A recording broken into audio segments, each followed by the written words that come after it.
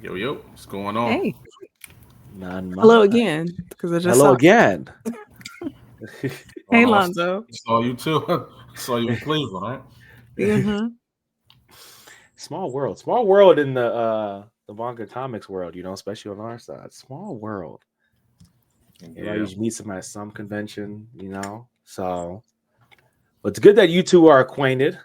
Some of our audience is already acquainted with Steph. She's gonna have to introduce herself again anyway. But pretty sure a lot of people don't know who you are, Alonzo. So Oh yeah, tell us for about sure. yourself. What's going on, everybody? I'm Lonzo Starr, the CEO and founder of Concrete Comics, the writer and producer of the legendary Acolyte, Zoriel, and a slew of other titles, and Philadelphia's own Liberty Knights. There we go. There we go. Steph.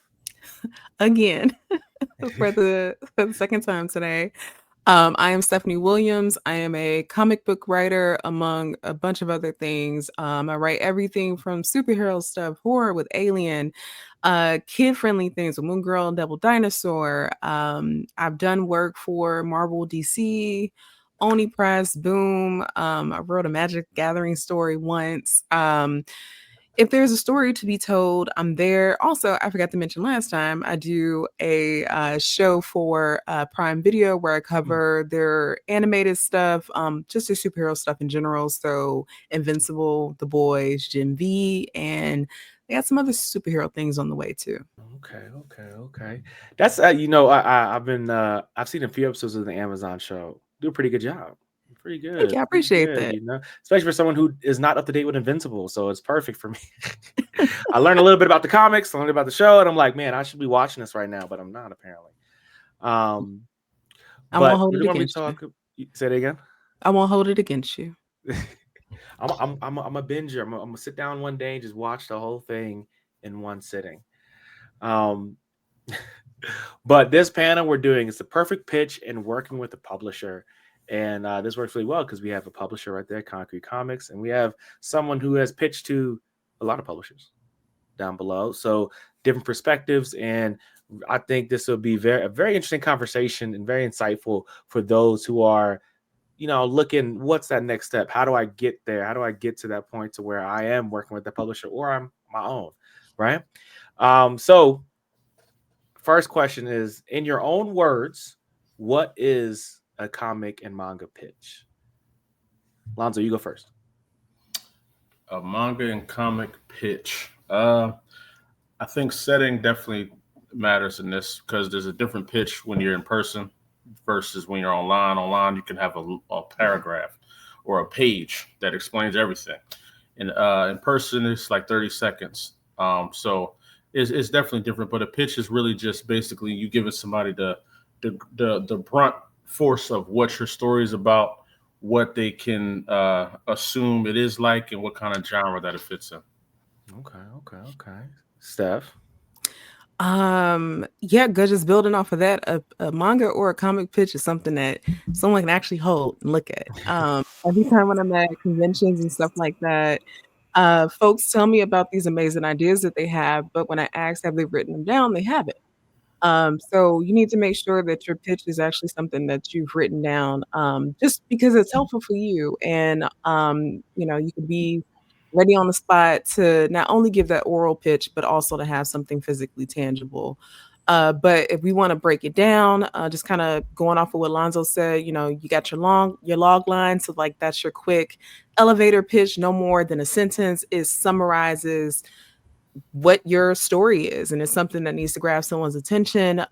So what is the story like? That's where you can kind of give your comparables.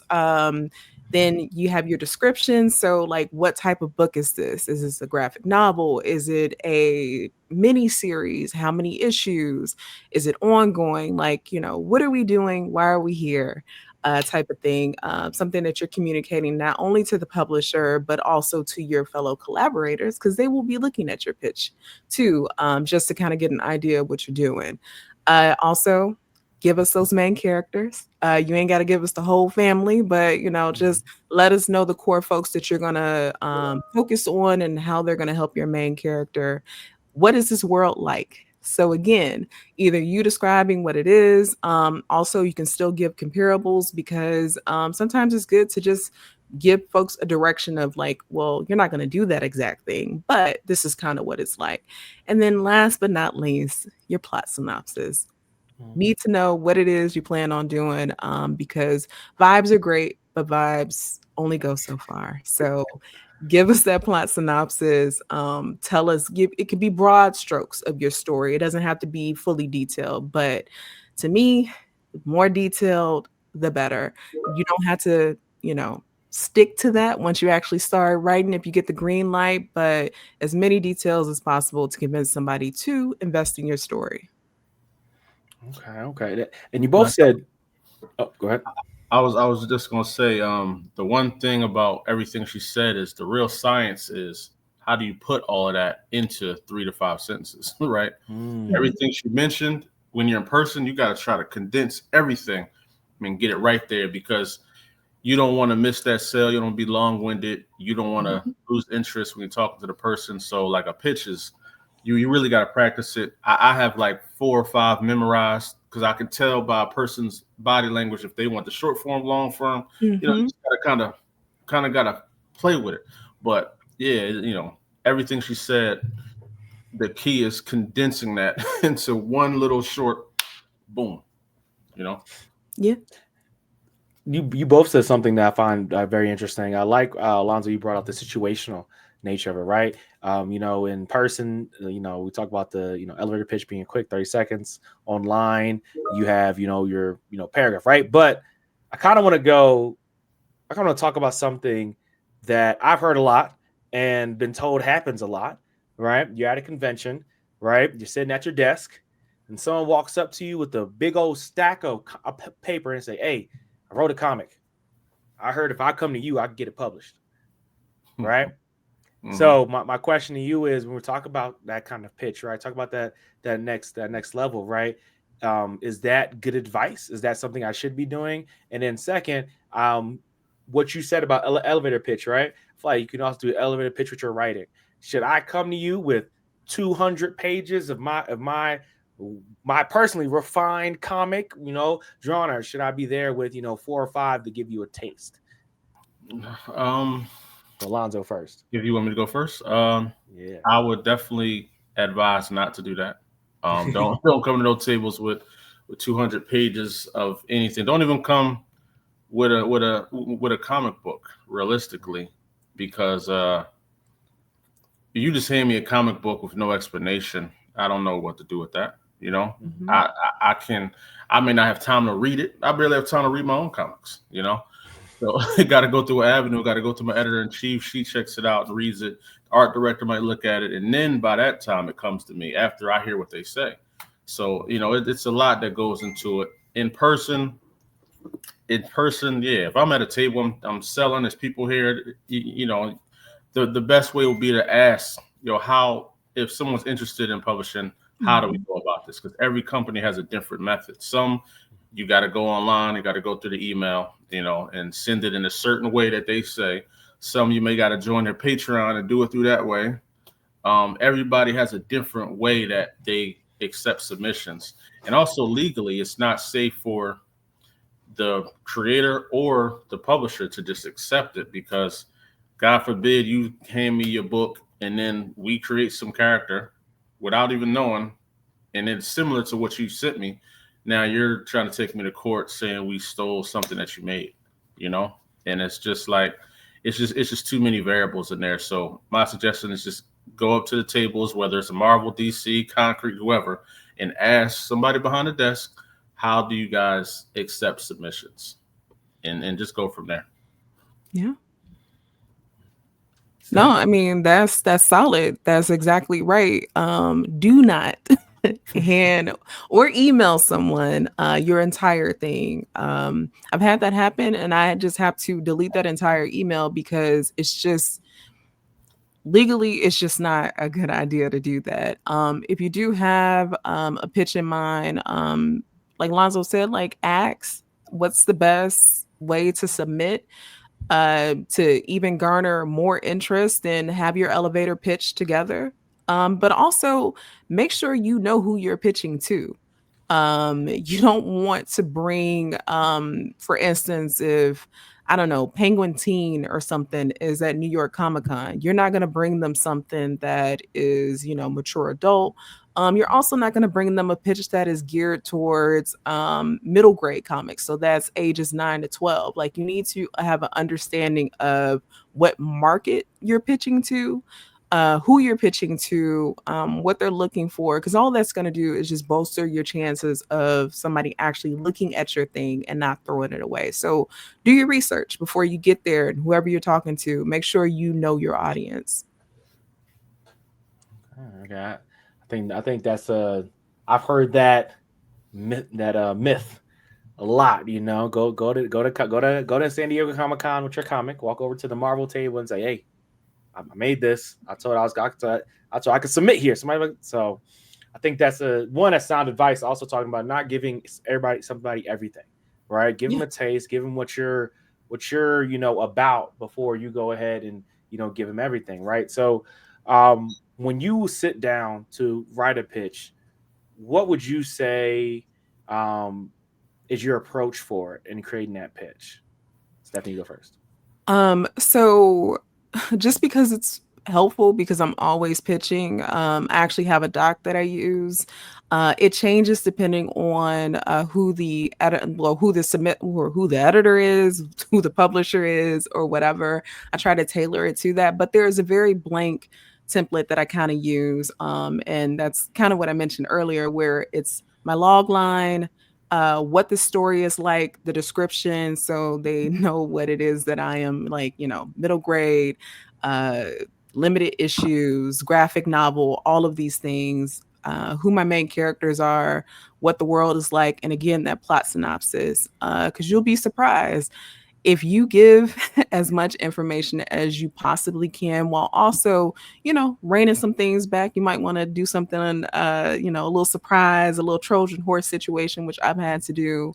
But you want to have these things laid out, because sometimes it's not even that the story is all that great. It may be, but having a pitch that's very clear and concise in communication will sometimes get you a yes, simply because that has shown the publisher, the editor, whoever, that you're someone who knows what they're doing, or if anything, maybe you're teachable and they can see that in what it is that you presented to them. But if you come and you present something that is unorganized and honestly a mess, likelihood of you getting that call back or that email back or whatever is probably slim to none.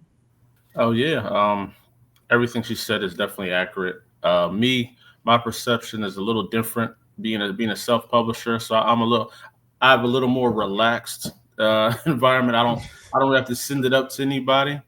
But what I will say is that I trust my editors extremely. So if I'm creating a story, it doesn't touch the public until my editor looks at it and rips it apart, or my art director looks at it, rips it apart, and we all decide this is the best way to explain this story to the public that doesn't know what this is. And that would be my biggest advice to up and coming creators and writers, is really trust your editor, man. A lot of people have a little disgruntled attitudes when they got an editor, because they feel like they're coming to like change the story or rip it apart. But a true editor is not there to change your story into what they think is good. They're there to help magnify what your vision is, and to really help you bring out the best of your product. So if you have a great editor, you'll know that, and you'll trust them with your baby, and you got to trust it. They'll know what you're trying to get across, and they may know how to say it better than you do. You know what I mean? And that's really it, man. Don't be so sure on yourself that you read it yourself and be like, it's good to go. Throw that out there and test it to some people that are going to give you sound advice first. You know what I mean? And that'll go a long way. That'll save you from a lot of unnecessary people swinging on you. You know what I mean? Yeah. Talking about giving out your pitch a lot, right? What would you say? And this is a sidebar question, but I feel like it could be important. how many people do you think you should give your pitch out to before you say, all right, you know what, maybe I need to rewrite? Or how much feedback do you think you need? I would say only your trusted circle, whoever you feel is, it could be one person. It's just whoever you feel is that other side of your coin. You know what I mean? It don't got to be a bunch of people. Now, once you go past that stage and you may have the PDF version of your comic book, like me personally, I have certain content creators that I feed it to, and I want them to review it. I trust their reviews. I trust that they're not going to review it in a way that they just like me, so they're going to give it a good rating. Like, if they don't like the story, they're going to say it. And those are the people that I want reviewing my book. Non-biased opinions. Just, it's good. It's not. I liked it. It's okay. That's fine. But that's what I want. Yeah, and I mean, just in terms of just pitching itself before the story is even written, I mean, I guess it depends. Every now and again, like, I'll bounce ideas off of folks when I'm working on a pitch and I'm trying to, make sure that it sounds solid. But for the most part, because I just know me, sometimes it's best for me to just get it out and send it and see what happens. And so far, so that's been good. Like, all the refining and all that stuff can come later. I just got to get you to say yes to this, and then we can go from there. Okay, that makes sense. I think that sometimes for some people, the pitch can be the hardest part. But you talk about condensing your story, and because you've written 30 pages, and now the person's telling you, hey, I need you to tell me in 2 words or 2 sentences, right, what it is, right? So this kind of question, it's different for both of you in a sense, right? As a publisher, Lonzo, what do you notice, if you've talked with other publishers and had those conversations, that they've been looking for when pitching a project? Like, what makes it perfect? And then for Steph, it's kind of like, as person is usually pitching, right? Have you noticed trends that you feel like writers should be looking for when they're going to pitch their story? And how can, what might elevate them to that perfect status? Steph, you can go first. Okay. So real quick, when you mean trends, as far as like what's popular and like what happens to be, what a lot of publishers are saying yes to, or just yes. Yeah, I'll say way? that. Yeah. I'll say that. Okay. Yeah. So that can go either way. I don't always think that following trends is the best advice, because if it's not something that is in alignment with what it is that you're trying to do, then it's going to come off gimmicky. It's going to come off it's not going to come off authentic, and people are going to pick that up. So that's never a good thing. I think that there are ways to maybe, I don't know, kind of parallel with different trends, and then say, hey, my thing is sort of kind of like this or whatever. If we're looking for things that are high concept, for instance, that's a wide range of things, but that would be a trend. Like, a lot of high concept stories are getting approval. Then if you got something that's in alignment with that, then go ahead. But yeah, my real advice is to not follow trends if it is not in alignment with what you're trying to do, because you're gonna be in for a bad time, just creatively, and the product itself might not come out in the way that you want, because you were just following a trend and it wasn't necessarily something that you were trying to do. So you got a story to tell. We're all unique in what we do, so have faith in that regardless of whatever current trends are going, that your specific story, even if it doesn't align with that, will reach the audience that it needs to, so that it can get that green light. Okay. So you're saying that just because, Spider-Verse made, $1 billion, I shouldn't go make my own Spider-Verse comic? Hell no. Okay. That might be good advice. Lonzo, so from the publisher side, when you get a pitch, right, what makes it a really good pitch for you? What makes it a really good pitch for me is somebody, it kind of goes back to what Stephanie said, when somebody understands what the publisher stands for, right? If we focus on superhero storytelling. So if you come to me with a horror book, I know how to sell it. but it may get drowned out with what our content is because people are coming here to look for something specific. Now, if it's a horror book with a superhero twist to it, now it fits in, you know what I mean? So really just understanding what you're going to this publisher for, why you're going to this publisher, and does the publisher have the capability to help you manifest what you're looking for? Like I feel like a lot of people don't even know why they're going to a publisher. They just think that's what they have to do. You know what I'm saying? Like if you're going there for popularity, that's the biggest red flag. Don't go there for popularity because that, you gotta think about it. You're competing with. I mean, if you go to Image, you're competing with Kirkman and them. You know what I mean? Those are guys that are in there. You're not gonna just shoot past them. And then you got other creators in there that are fire. So what are you doing yourself to stand out inside of that publishing house? You might have a better chance of self-publishing, getting popular first, and then going to the majors. So I really think that's what makes the best pitches is when the person really understands who they are, what they bring to the table, and what they're looking for. Because other than that, it's going to be a lot of kind of like in the music business, a lot of artist development, creator development. I got to now mold your mind to understand this is the pathway that you got to walk in to be successful here, rather than just your book's not just going to just jump. It's so many other pieces to it that make it jump. Okay. Yeah, facts. As both of you have both self-published, like Concrete self-published, you now, Lonzo, you do it right now, and Stephanie, you've done it a lot, well, especially when it comes to webtoons and stuff like that. And when I feel like even when you start self-publishing, you never stop pitching, right? Because either you're pitching to, either you're, as Lonzo said, you're working up to where you can pitch to maybe the big two or Image or something like that, or you're pitching to an audience, right? So my question is, what would you say are your tactics in, the differences in pitching to an audience versus pitching to a publisher? That's a good one. Because sometimes the two are not so different. But when I'm at conventions and I'm pitching to folks to buy the thing, just because I've written for DC or Marvel or those things are on my table, that does not automatically mean someone's going to pick it up. In fact, most of the time people think that Marvel or DC has licensed me to put their logos on the stuff versus hiring me to do the thing. So I'm already working at a disadvantage there.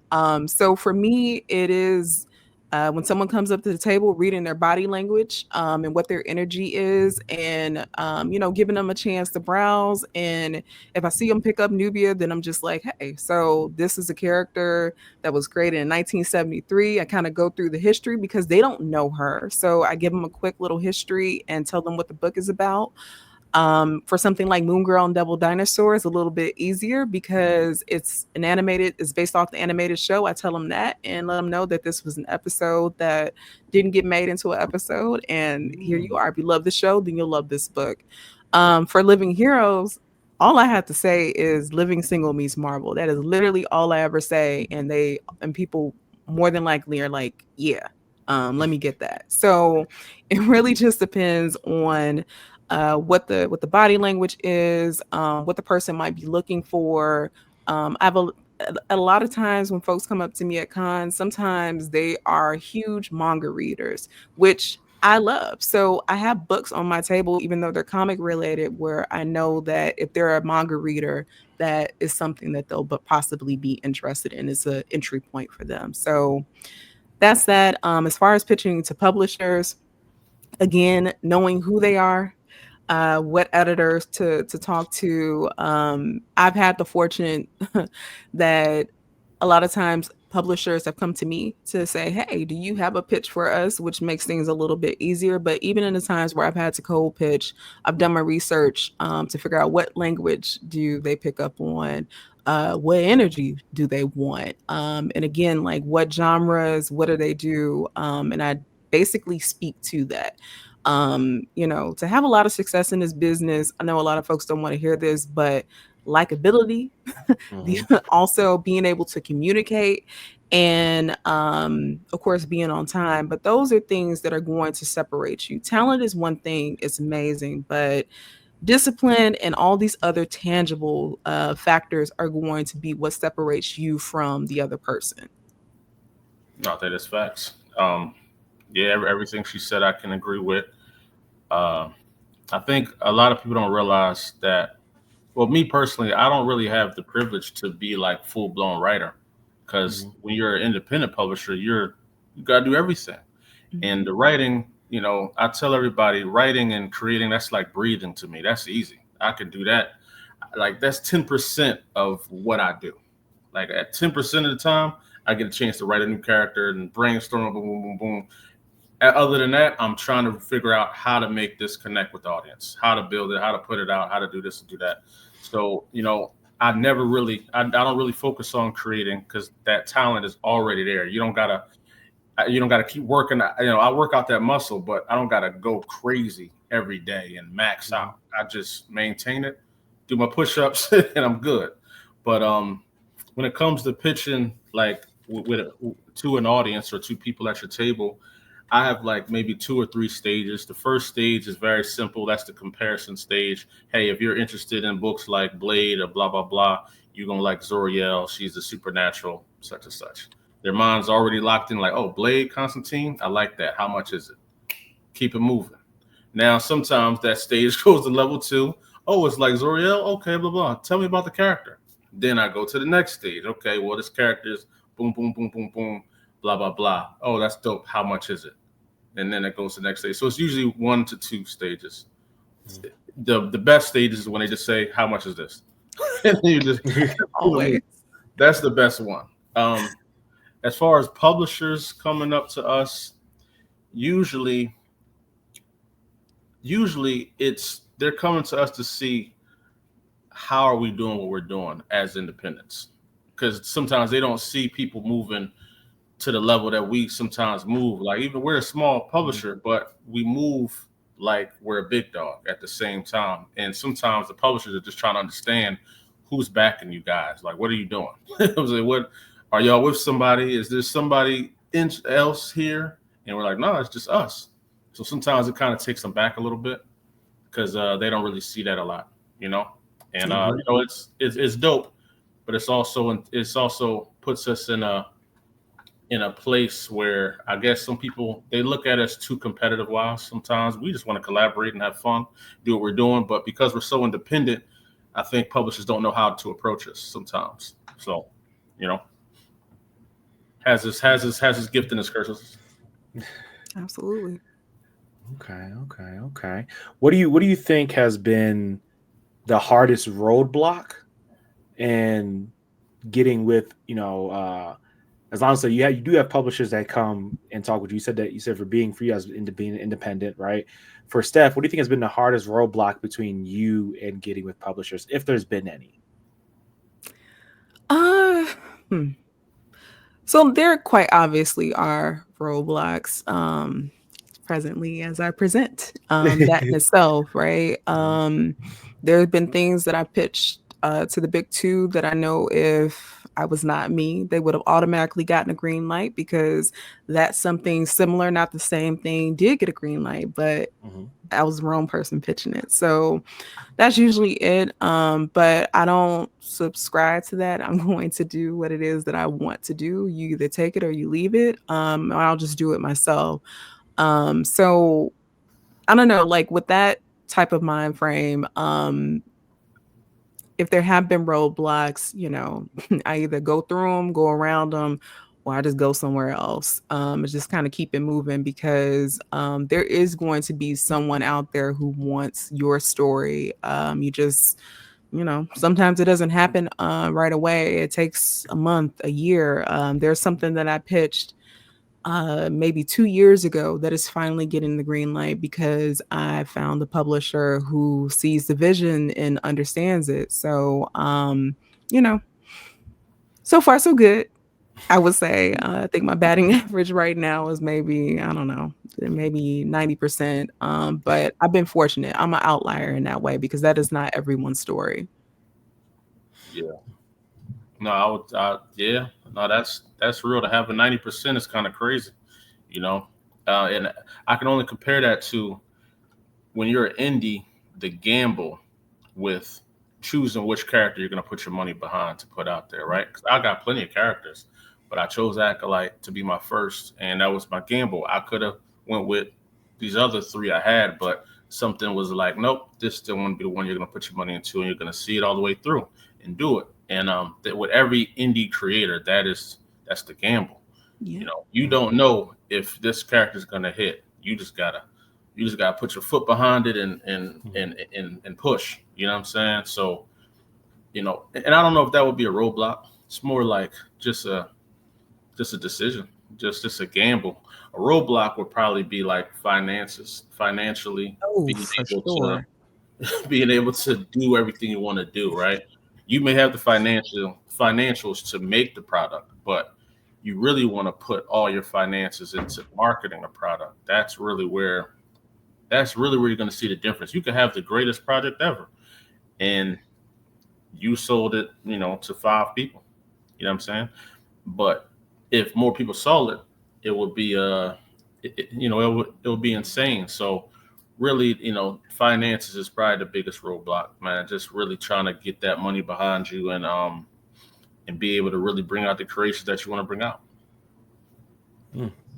I I think don't know that's how I all. forgot about money, Lonzo. You're absolutely right about that. Brand is where it's at, man.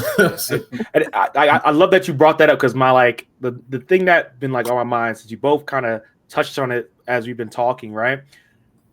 You know, you can't really just walk up and be like, "Hey, this is my first comic," boom, and think they're going, put the head down. Oh, you're a genius. Oh, you're next Kirkman, next Bendis. Oh my gosh, yeah, right. What would you think is like a right amount of legwork for you to go up into a publisher and be like, okay, hey, this is my writing resume, right? What do you think if I were to give you, Lonzo, a resume, what would you want on it? Or for you, like, and same thing with Steph, what would you want to put on that resume? How should I be prepared before I even get to the stage of pitching? What should I do to prepare for that day? I say have your press kit or your media kit, as they call it. Mm-hmm. If you got any nominations and awards, put that in there. You got some sales, put that in there. Places you've been to, images of people with your books happy, maybe some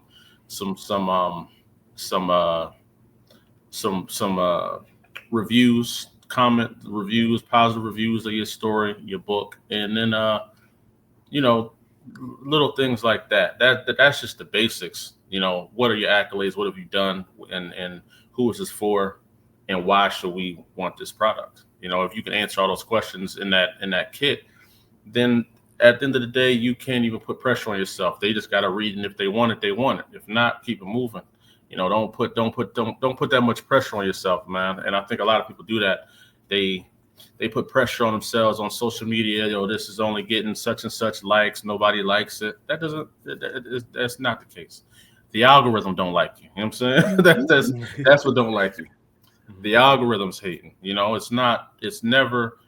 Sometimes it's you, but it's never really you. I'm saying it's the other things around it that make you feel like I'm not doing enough. But you're doing just what you can do. And you're doing what you can do with what you have. And as long as you're putting your best foot forward and you're going all out, that's what it is. When people see me, just understand this is me going all out. I'm putting everything I got into this. And this is my game. This is what I choose to do. And these are the results that you guys see. There's nothing else to it. I deal with algorithm and I deal with all kind of nonsense. And it just is what it is. Lastly, I think when it comes to writing your book or pitching your book, it depends on if it's a one shot or if it's an ongoing series. If it's a one shot, you may have a chance to be like, yo, this book is fire, read it, check it out, because it has a beginning and an end. But if you got like a number 1 of 6 and you're only at number 1, it's hard for somebody to be like, this is going to turn out crazy. Now, I will say you don't really start seeing your fan base grow till maybe after issue 2. Issue 3 is when it's like issue 1, people are like, oh, let me support this. This looks dope. Issue 2, there's like, yo, that story was kind of cool. I want to see where this is going. Issue 3, they're like, okay, I'm locked in. I mean, I like what's going on here. I want to see this continue. And usually, if people are with you to your 3rd issue, they with you to that. You know what I mean? Yeah. You know, that's a good question, Aaron, because a lot of what Lonzo said, but I don't think that there's like a specific, like, you know, you got to have like 10 whatever written, because the game's the game, and it's not always the same for all players, even if we're all on the same level. So for me, it would be consistency, of course. Like, you are showing up and you're doing the work. It does not have to be the greatest thing ever, but the consistency shows the dedication, and sometimes that can really speak for you. But yeah, like, no, you should not just write one thing, no one's ever looked at it, and then present it as the best thing ever. Like, that's just not wise. But also it just sends the message that you already know everything, and you don't. So, you know, consistency, and then also have confidence in yourself. Because again, like, you could have over 100 written titles under your name. I do. That still doesn't, even with that being said, when I am pitching to a publisher, I still know that, you know, I still got that chip on my shoulder. So like, I still know that I need to really present myself and my work. And a lot of times, like, hey, it's not me, it's you. And that's fine. I can go somewhere else. So, you know, unfortunately, maybe for others, but speaking specifically for us, it just is, the game isn't always the game. And you need to understand that. And I think in understanding that, it keeps you from being discouraged. The algorithm don't like you. That's okay. It's not your work. As long as the right people are paying attention, you will find out. There's been a lot of times where, you know, at one point I thought Nubia and all that wasn't doing well, but apparently that was a lie, because, you know, I'm doing more stuff and it opened up other doors. So just because it's not getting the type of attention that you think it should, as long as the right eyes are on it, that's what you want. I think that that both of those is like really good advice. Not it was a lot. I got a crazy text, but No. it was a lot. When I did have a question for you, Steph, right? And like, I don't know the timeline for sure, but did Living Heroes play any part in helping you get in that Marvel door, or no? No, so that's the trippy thing of it all. It wasn't that. It actually wasn't anything comic book related that I was working on. It was articles that I was writing for like Sci-Fi Wire and stuff. Like, I did a lot of character deep dives. And I think maybe that spoke to my inherent understanding of how comics function, which made me a lot easier sell for this particular editor that reached out to me to say, hey, let's bring her in to do these two little pages or whatever. But even then, right, like, I got in and I knew that wasn't going to be enough. I don't want to be a workaholic, but in this industry, you have to keep momentum going. You cannot put one thing out and then sit and then think that's it, and you're going to get a Netflix deal, or, you know, get signed to a 6-figure deal or something with Image. No, you do the thing, you move on to the next thing, and you keep going, keep that momentum. So no, funny enough, Living Heroes had no impact on the whole Marvel. They were aware of it, but that's not what they reached out to me for. Okay. I wasn't sure. I mean, It's a great question. It was good. And I was like, but I think some people think, not because of Marvel characters, but sometimes people, I talk to a lot of other creators, stuff like that, and I'm like, hey, it doesn't matter how many followers you have. It doesn't matter how many of those things, right? It's people who actually go in and click the link, right? It's like how many actual reads are you getting on your story? How many people are actually going there, right? Because you look at, like, I talk about the analytics for our website, we may not have all the many followers, but we're still hitting 2,000-3,000 people a month. Right. And if we're doing that, then by the end of the year, we're hitting 30,000 people in a year. A lot of people can't say they're doing that. Right. So sometimes it's not always about, if I have 10, 15, 20,000 followers, or there are, it's sometimes like how many people are actually going and reading your story? How many people are clicking on that link and becoming fans of the work that you're putting in? Right. And for Lonzo, I had a question. So we're talking about pitching, and as a publisher, right? Sometimes and this might be my ignorance, but publishers sometimes have seasons, right? You're not always taking in requests for new stuff, right? So as a publisher, if you're a burgeoning writer right now, I'm trying to research you. Besides going to your website, what's other ways I can find out when to go and pitch to you? That's pretty interesting. I do want to tap on something real quick that you got it. Go ahead. About how she got into Marvel, which is interesting, right? Because we've had two editor-in-chiefs. We had Daniel, and now we have Montrez, who's glorious, right? And the dope thing about it is the way I knew Daniel was going to be a great editor-in-chief is because he submitted to us to be a writer and a creator. So I'm reading the script and I'm like, man, this boy is nice. Like his punctuations, everything is cool. So I said, you know what? So I asked him, I said, yo, man, why don't you, I want you to be the editor for my book and check it out. I want to see how it worked. And he did it. And I was like, oh yeah, this the one. So then I said, I need you to edit that book and that book. And he did it. And then I was like, yo, I want you to be editor-in-chief. He was like, dang, I didn't know that was the case. So, and same with Montrez. Montrez, she was just a supporter on the Patreon. And I was, I stay in tune with all of our supporters. So I was reading her profile on her IG and said she's a blog writer. So I was looking for bloggers at the time. I said, hey, would you want to, get on the blog and check it out? So through me seeing her writing and blogging, I said, hold on. She got some skills, man. Yeah. It's kind of dope. And then, long story short, I gave her some opportunities to edit some books. She did amazing. The creators loved working with her. And now she's the editor-in-chief of Concrete. And both of them have awards under their belt for working with Concrete. And I say all that to say, don't think your way into the door is by doing it one way. Sometimes you could just be doing something and the person in position will see it and be like, oh, okay, he got a skill I need over here. Let me try him here. And then before you know it, you're in a position you didn't even know that you were going to have. And then it's just like, there it is. You know what I'm saying? So it's just dope hearing how she got into Marvel and it had nothing to do with her individual project. But even though that's still a building block to get her to be seen, it's really just being seen.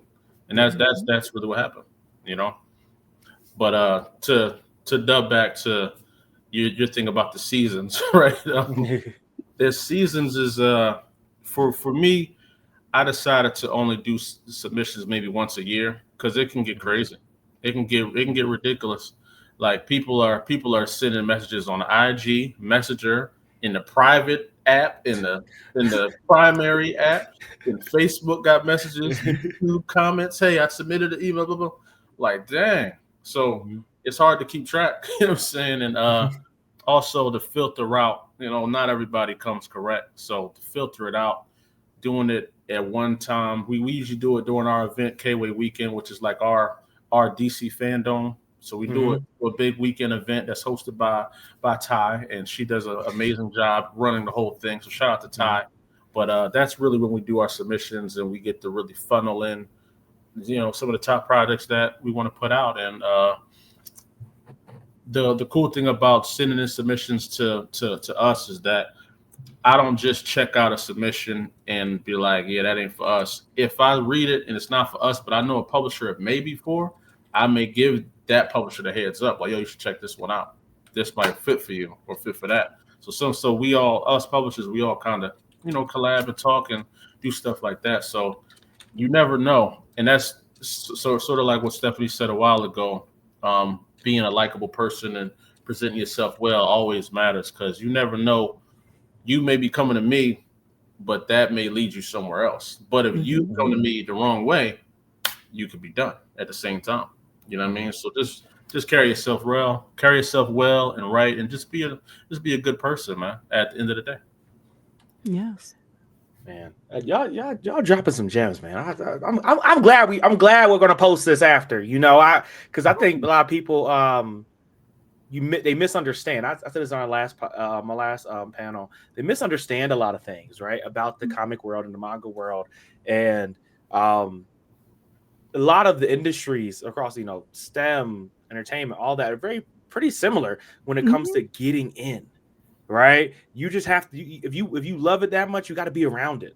You got to engross yourself in it, and you may find yourself where you want to be, but you still got to work hard for it. It's not just enough to be in the room, right? You want to be in the front of the room, and then when you're in the front of the room, you want to be on stage. When you're on stage, you want to be the one with the mic. Like, there's levels to get to where you want to be, and you have to keep pushing to be there. And so I love this panel. This was real good. I think we getting that perspective from Lonzo about being as that publisher, and then also getting the perspective from Steph, the writing 100 books. I'm feeling all these subtle flexes around here. Steph, I wrote 100 books. Lonzo, man, submissions is crazy. Everybody want to write for Concrete, and I, as you both know, I love to see it.